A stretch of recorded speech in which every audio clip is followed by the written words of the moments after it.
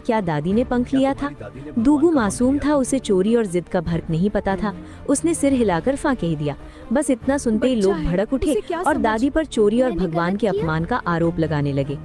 मंदिर की समिति बैठी और फैसला सुनाया गया कि दादी की उम्र और सेवा को देखते हुए उन्हें सजा नहीं दी जाएगी, लेकिन दादी और दुगु अब मंदिर में नहीं रह सकते क्योंकि ये मंदिर की मर्यादा का सवाल है। दादी के पास कोई और घर नहीं था, फिर भी वो रोती हुई दुगु का हाथ पकड़कर मंदिर की सीढ़ियों से नीचे उतर गई। दुगु रास्ते भर पूछता रहा कि वो भगवान के घर से क्यों जा रहे हैं, लेकिन दादी के पास कोई जवाब नहीं था। उस रात सड़क किनारे ठंड में दादी बैठी रही। दुगु उनके आंचल में सिमटकर सो गया। दादी ने 2 दिन से कुछ खाया नहीं था, ऊपर से ठंड, अपमान और बच्चे की चिंता ने उनकी ताकत छीन ली। सुबह जब दुगु उठा तो दादी नहीं हिली।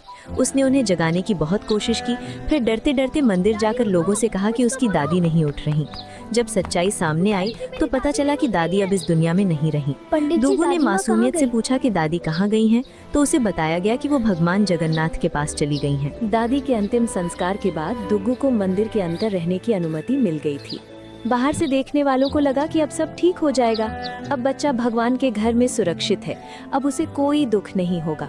लेकिन सच्चाई ये थी कि मंदिर के भीतर रहते हुए भी दुगु पहले से ज्यादा अकेला हो गया था।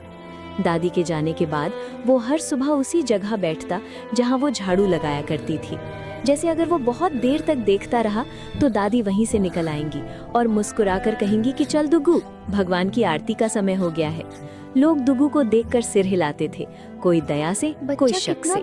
कुछ लोग कहते थे कि चलो अच्छा हुआ बच्चा भगवान के पास है, अब इसकी जिंदगी सुधर जाएगी।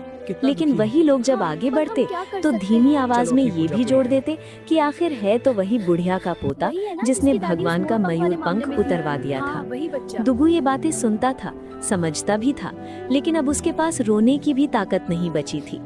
हर रात जब मंदिर खाली हो जाता और दीपक की रोशनी हल्की पड़ जाती, दुगु भगवान जगन्नाथ के सामने बैठ जाता। उसे लगता था कि अब दादी भगवान के पास है, अब भगवान जरूर उससे बात करेंगे। वो धीरे धीरे पूछता था कि दादी ठीक तो है, उन्हें ठंड तो नहीं लग रही, और क्या वो उससे नाराज तो नहीं है। हर रात उसे लगता था कि आज जवाब मिलेगा, आज कुछ अच्छा होगा, लेकिन हर बार उसे सिर्फ खामोशी मिलती थी, और वो खामोशी उसके दिल को और ज्यादा भारी बना देती थी।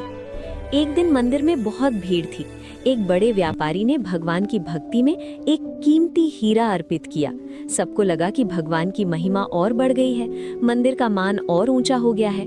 दुगु भीड़ में खड़ा ये सब देख रहा था। उसे लगा शायद भगवान आज खुश है, शायद आज कुछ अच्छा होगा। लेकिन उसी भीड़, उसी हड़बड़ी में वो हीरा फूलों के टोकरी में गिर गया और